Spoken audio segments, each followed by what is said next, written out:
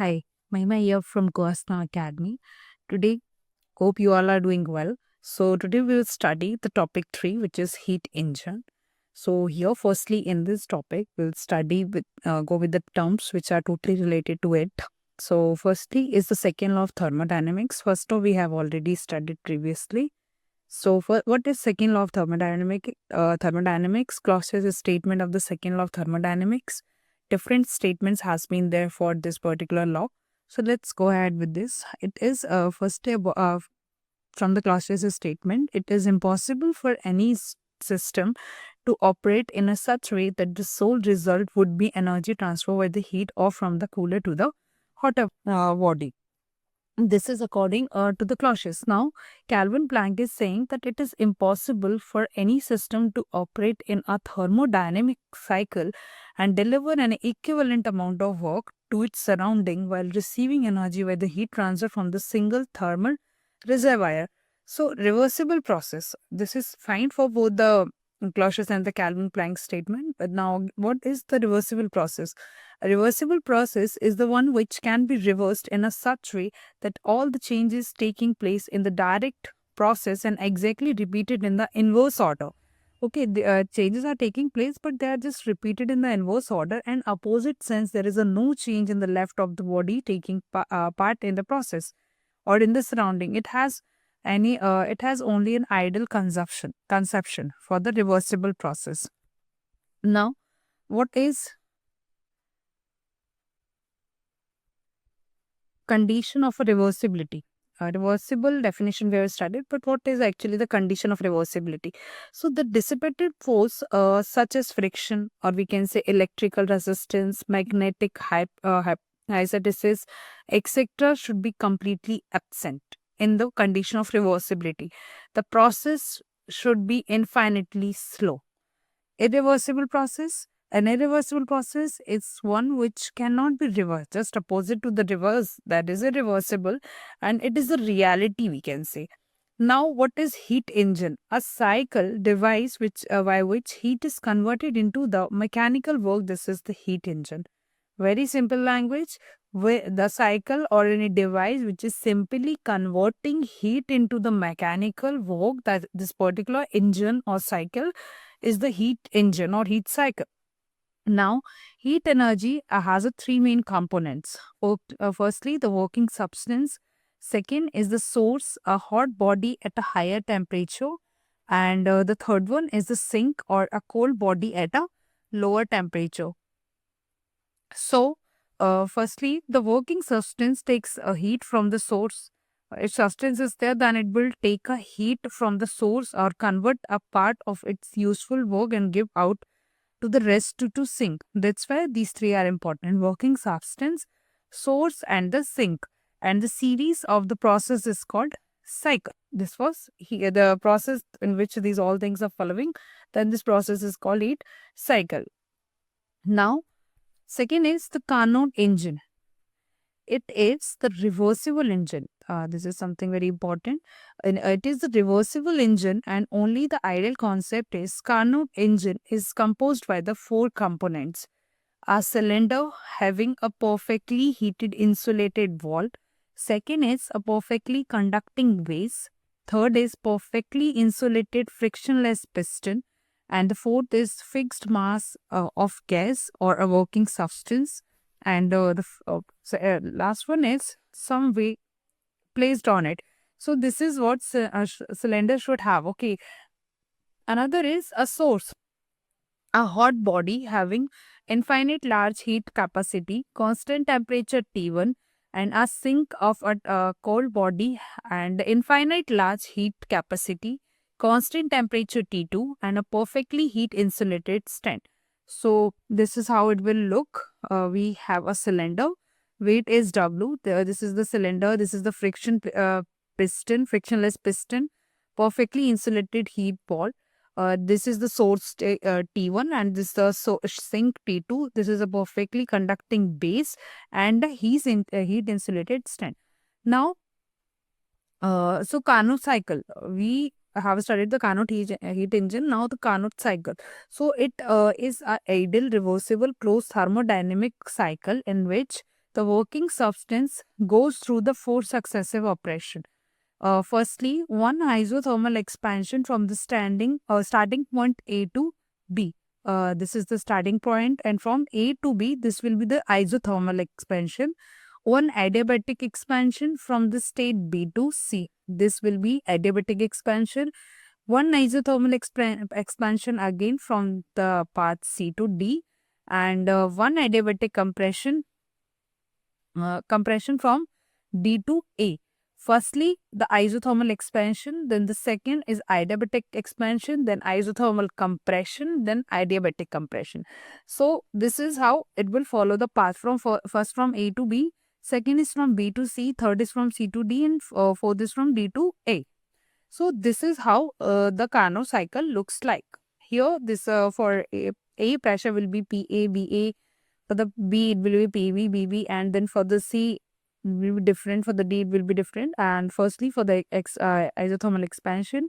Second, for adiabatic expansion, then isothermal compression, then adiabatic compression. So this is how the Carnot cycle looks. Now, efficiency of Carnot engine. So, efficiency of a Carnot engine represents the maximum possible efficiency of any heat engine between the specified temperature limit. Thus, efficiency of Carnot engine is independent of working substance and depends on the absolute temperature of the sink and the source. This is the efficiency. So, here will be which is equals to eta and then 1 minus Q2 upon Q1, 1 minus T2 upon T1. T1 is the temperature of the source and here T2 is the temperature of the sink. Now, practical impossibility of the Carnot engine. For the following reason, Carnot engine is practically impossible. See, firstly, cylinder of the Carnot engine consists of perfectly non-conducting walls and perfectly conducting bottom, which are theoretical concept only practically and not achievable. It is only practically possible, but we have not achieved it. So, this is for the first case. Now, cylinder and the Carnot engine contain idle gas. Practically all gases are real. It's not possible that practically we consider gases are real only, but as cylinder and Carnot engines is containing idle gas. Source and the sink have an infinite heat capacity and the constant temperature. So this is the theoretical concept only and cannot be practically achieved. How we can say like this as having the infinite heat capacity. It should be defined only, na. So this is only the thing. The theoretical concept only is possible, but practically it's not possible. So these are the practical impossibility of a Carnot engine. Now Carnot's theorem. The efficiency of all reversible engine working between the limits of the two same temperature is the same. What is according to the Carnot theorem? The efficiency of reversible engine working between the limit of the two same temperature is same only. Now let's move ahead with the questions. Firstly, the one more question. Efficiency of Carnot engine working from 400 to 300 is at the temperature. It would be 25%. The efficiency will be 25%. The efficiency of the Carnot engine is 25%. It gives at a temperature 27 degrees Celsius that it must have taken heat from the 127 degree Celsius. Give the example of the reversible process. So these are expansion, the compression of the spring and the electrolysis. These are the example for the reversible process. It will come. It is simply the following reversible process. What are the two essential features of the Carnot idle heat engine? So infinitely large heat capacity of the source and the sink. Each process is fully reversible. These are the two essential features. Now let's move forward with the 2 marks question. Are the following process reversible or irreversible? Explain. So process are given: waterfall, rusting of iron, electrolysis, heat conduction from a hot to cold body. So firstly, for the waterfall, irreversible process will take place. Apart from being converted into the kinetic energy, the potential energy is also dissipated as the heat energy and the sound energy which cannot be fully recovered. So this is the irreversible. Second is the rusting of iron. It is a reversible process. It is a chemical irreversible reaction actually. Third is electrolysis. Approximately it is a reversible process. Heat conduction from the heat to cold body, so irreversible process. Heat energy conducted to the cold body cannot be transferred back to the hot body. That's why it will be considered as a irreversible process. Now show the heat transfer through the finite temperature difference. It is irreversible. So two bodies are having the temperature which is T1 and T2. Heat flows from high temperature to low temperature till the common temperature is reached. So by the second law of thermodynamics, heat flow by the conduction from the temperature to the high temperature is not allowed. Hence, the process will be irreversible. Now, why can Carnot engine cannot be not be realized in a practice? So Carnot engine cannot be realized in a practice since cylinder Carnot engine consists of perfectly non-conducting walls and perfectly non-conducting bottom, which is the theoretical concept, only in the practically not achievable. Second is cylinder of a Carnot engine contains idle gas, practically gases are real. And third is a source and the sink and having infinite theoretical only it is possible, practically not. So these are the not realized in the practice kind of thing for the Carnot engine. Now, how is the heat engine different from a refrigerator? So a normal heat engine takes heat from the source, performs some work and delivers the rest amount of heat into a sink. Our refrigerator takes heat from the sink and then some work is done by the external agent and gives outer layer amount at a heat source. So this is how heat engine is different from the refrigerator. Now, can a room be cooled while leaving the door of an electric refrigerator open? No. So see, firstly, as the temperature of the room rises because of the heat exerted from the freezing chamber, and the energy of the compressor are expelled into the air room. That's why it is not possible to cool down any room just by opening a refrigerator gate. Now, 3 marks question. Firstly, distance gauge between. Now, just compare between the reversible and the irreversible process with an example. Discuss the condition of the reversibility as well. Firstly, what is reversible and irreversible process? Then the difference. The process is carried infinitesimally, it's slowly. The process is carried rapidly. This is irreversible. It takes infinite time to complete. It takes finite time to complete. And the process cannot be proceed in the forward or a backward direction. The process can proceed in only one direction. Throughout the entire process, the system is in the thermodynamic equilibrium with surrounding. During the process, the system departs from the thermodynamic equilibrium with the surrounding. Now, the energy from the work performed by work on a system is maximum. Here, the energy from the work performed by or on the system is not maximum. Energy is not maximum in the irreversible process. Energy is maximum at the irreversible process. Example is the process of fusion and the evaporation of a system performed slowly by the practically reversible. Conduction of heat process or from the hot body cold body is irreversible. Process of fusion and the evaporation will be the reversible. Conduction of heat from the hot body to the cold body will be irreversible. Condition for the reversible process will be there are two important conditions for the reversible process to occur. And also the process should be infinitesimally slowly or no dissipative force should be present. These are the conditions. Now, give the alternate statement of the second law of thermodynamics and show their equivalence as well. So, two different statements are there for the Clausius and the Kelvin. According to the Clausius, it is impossible for any system to operate in a such way that the sole result would be an energy transfer by the heat to the cooler or the hotter body. According to the Kelvin-Planck statement, it is impossible for any system to operate in the thermodynamic cycle and deliver the equivalent amount of work. So, its surrounding while receiving energy heat transfer from a single thermal reservoir. Clausius' statement and the Kelvin-Planck statement to the second law of thermodynamics are equivalent in the consequences. Any divide that violated Kelvin-Planck statement also violate the Clausius statement as well. They both are somewhere interrelated, we can say. So consider a two device A and B. working between the higher temperature, which is TH, and the lower temperature will be the reservoir will be the TC. So device A is a heat engine and assumed to transfer heat from QOH, and work is being done is WA, and so have a 100% efficiency.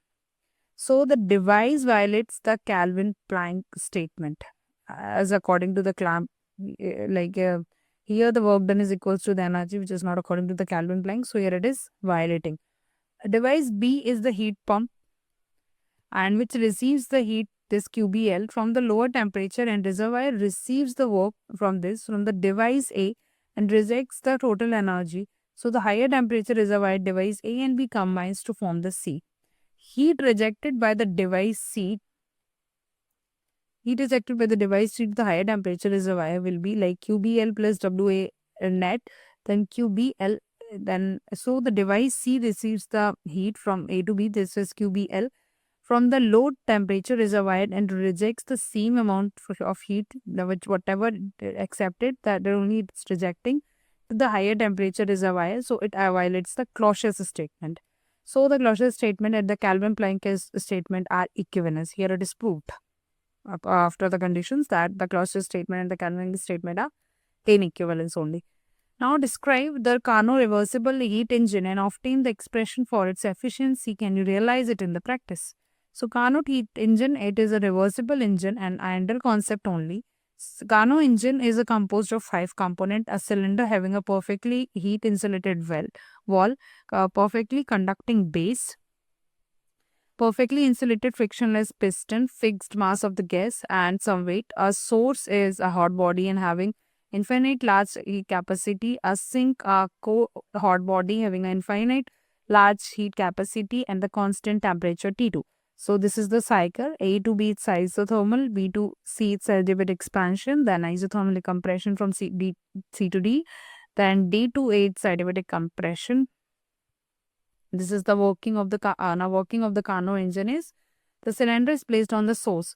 A weight is decreased by the infinitesimally small amount, and the working substance absorbs and heat from the source expands isothermally.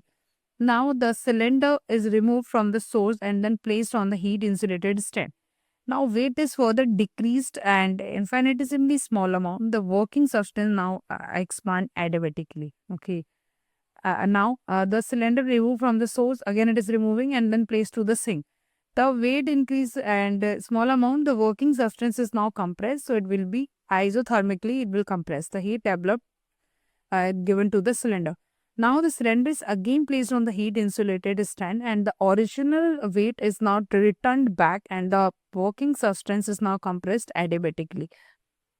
So this is the working of a Carnot engine. So change from A to B, change in the entire energy will be D equals to 0. Heat absorbed from the source will be Q1 and it's utilized from the work done to increase the volume.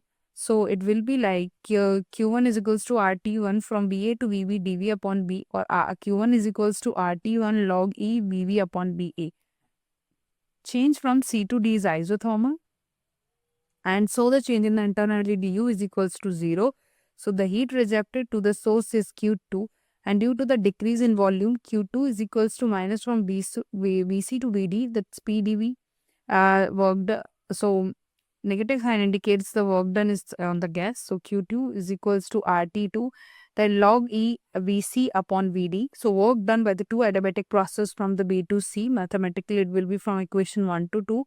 It will be Q1 upon Q2 and T1 upon T2 log E VB upon VA, then log E BC upon BD. Now from the point B to C lies same the adiabatic BC. So the point D to A is lie on the same adiabatic D to A. So it will be T1 BV gamma minus 1, then T2 VC, then gamma minus 1. So from we'll divide the equation from 4 and 5. We get the ratio VV upon B is equals to VC upon D. So here we get efficiency which is equals to 1 minus Q2 upon Q1, 1 minus T2 upon T1. So no, this cannot be realized in the practice since the cylinder Carnot engine consists of a perfectly non-conducting wall and perfectly conducting bottom which are not practically achievable.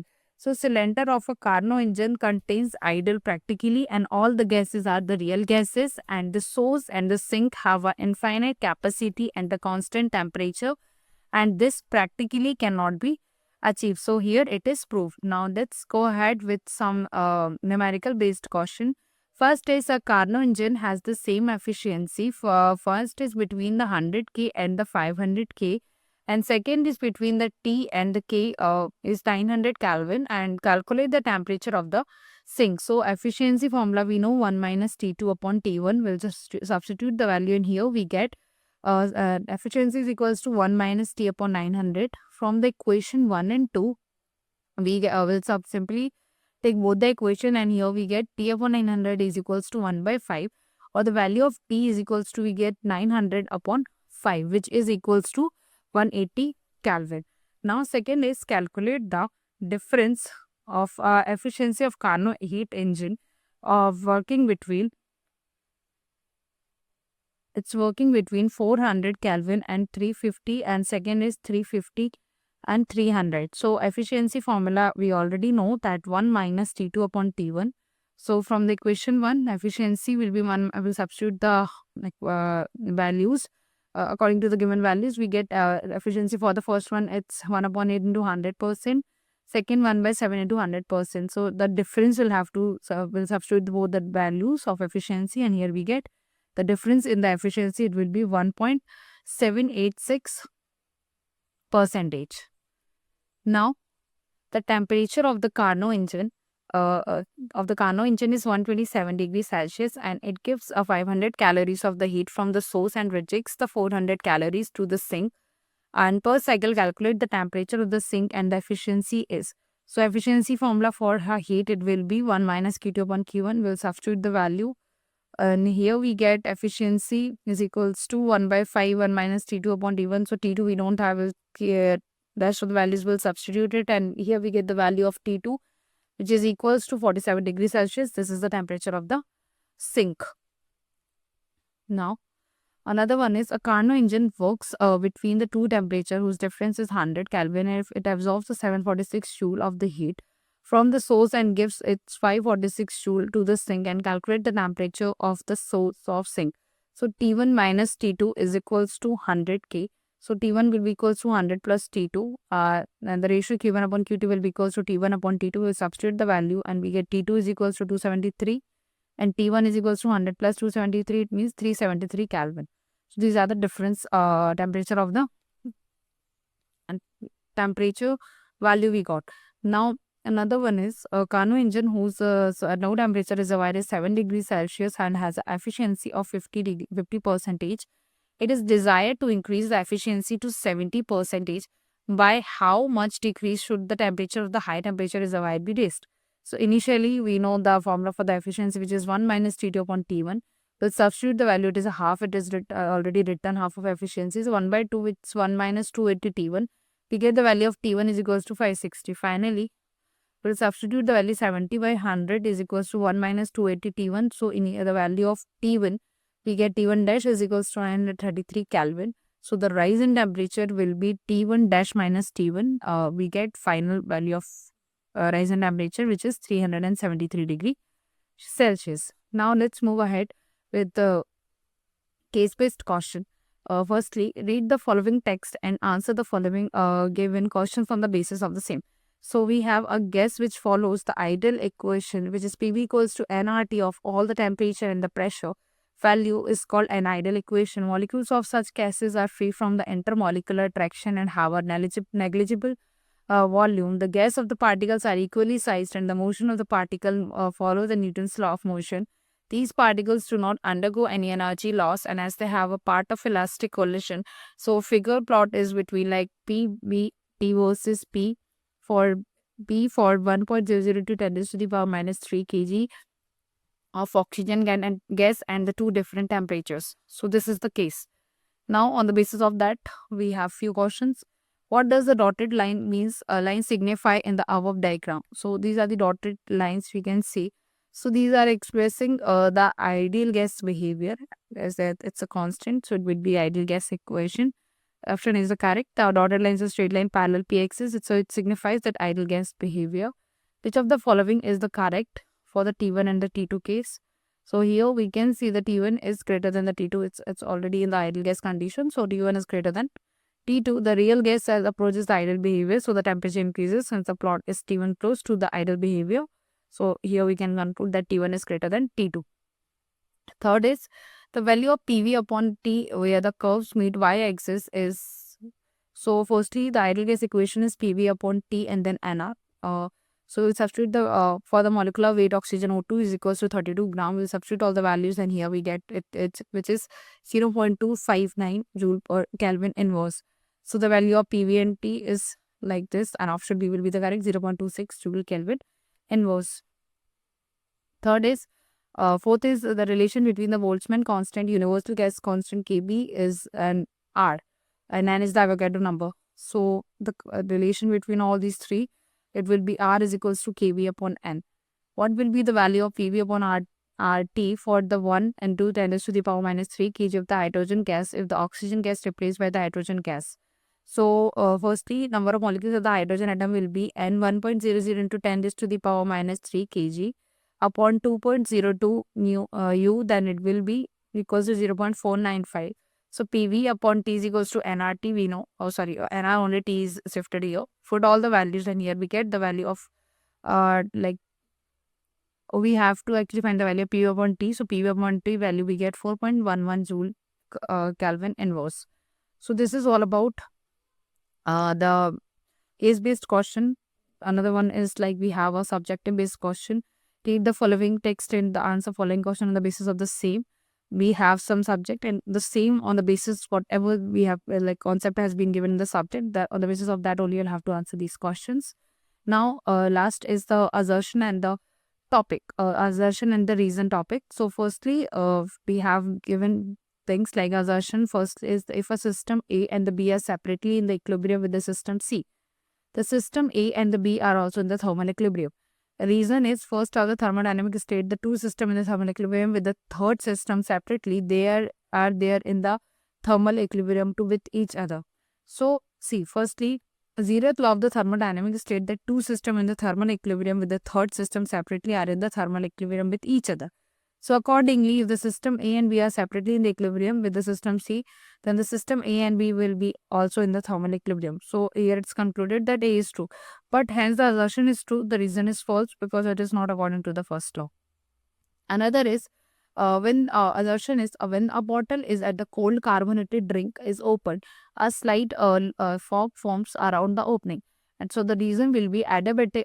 Reason is adiabatic expansion of the gas causes the lowering of the temperature and condensation of the water vapor.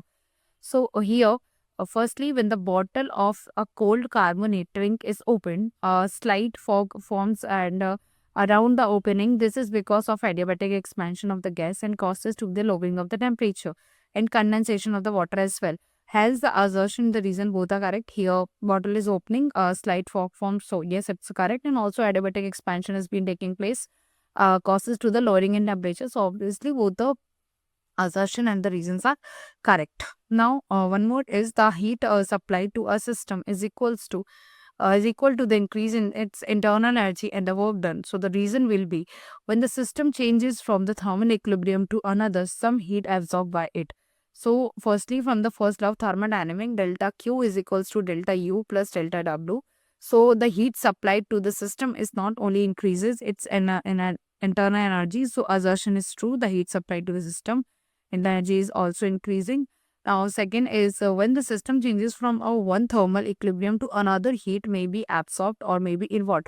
So here, a reason will not be correct because according to the reason, when the system changes from the thermal equilibrium to another, some heat is absorbed. So no heat will be involved and not in it. That's why reason will be false. So option C will be the correct, that A is true but R is false. Another one is this one, that in adiabatic compression, the internal energy and the temperature of the system get decreased. Reason is the adiabatic compression is a slow process. So firstly, adiabatic compression is a rapid action firstly. Okay, and in the both internal energy and the temperature increases. So assertion is false here. But the reason is true, that adiabatic compression is slow process. This is the fine. But compression is the rapid action. So your internal energy and the temperature increases, but according to the assertion in the adiabatic compression, the internal energy and the temperature of the system get decreases. So this is all about the topic number 3, and these are the some like a self-assessment kind of paper on the basis of the topic which we have covered. So firstly, still you have any doubts or you want a teacher to guide you personally, please join our one-to-one live tutoring at the Go Ask Now Academy. Will help you to learn every concept. So yes, thank you very much. Stay tuned for the next chapter, and the next chapter will be published very soon.